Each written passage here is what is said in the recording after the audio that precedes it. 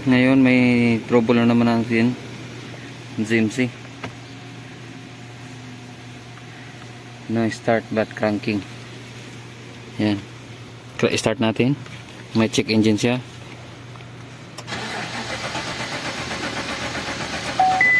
Okay, ayaw mandar.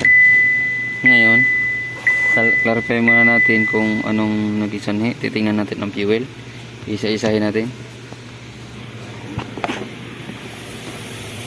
Ang binuksan ko, nilagyan ko ng bote yung linya galing sa fuel pump. Start ko ngayon. Start natin uli.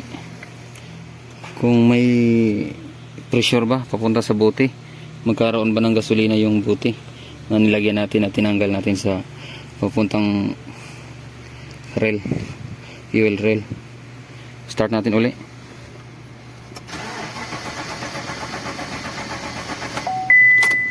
Nawala, walang kalaman-laman. So suspect na naman natin uli yung fuse. Titingnan natin fuse, fuel pump. Ito fuel pump 20 amperes, ito yun. Yan, tinignan ko kanina. Tingnan naman natin sa fuel pump relay. Ito yun. Yan, fuel pump relay. Ito yun. Dito yun. Yan. 59 and 18. 18 at saka 59. Ito yun. Yun, so far yung fuse niya buo. Balik natin. Tapos itong relay na to, i-try natin dito na papalito natin. Kung suspect natin itong relay na yan, kuha tayo sa iba. Ito, kukunin natin to, transfer natin dito. Yan. Yung pinagkukunan ko nito, ito relay to sa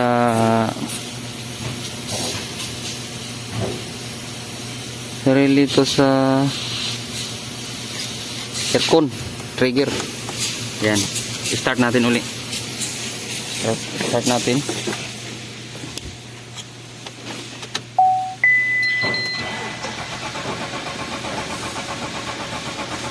Okay, tingnan naman natin ang bote. Okay, wala pa rin kalaman-laman. Yan, check natin yan ng wire kung mayroon bang voltage. I-cranking ko. Yan, 0-0.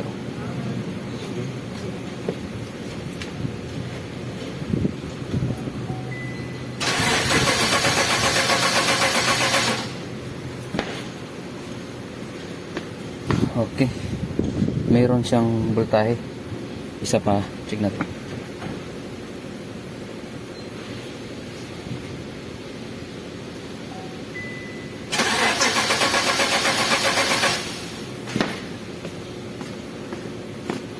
Okay, meron. Okay, papalitan natin yung fuel pump assembly. Ito yung luma. Ayan, nagko-compare natin yung socket niya kung pareho. So far pareho siya. Tapos ang taas. Okay, kabit na natin. Nakabit ko na dito natin. Battery na siya. Lagi natin i-start kanina. Yun, mandar na siya. Okay, success yung gawa natin, ang ating troubleshooting.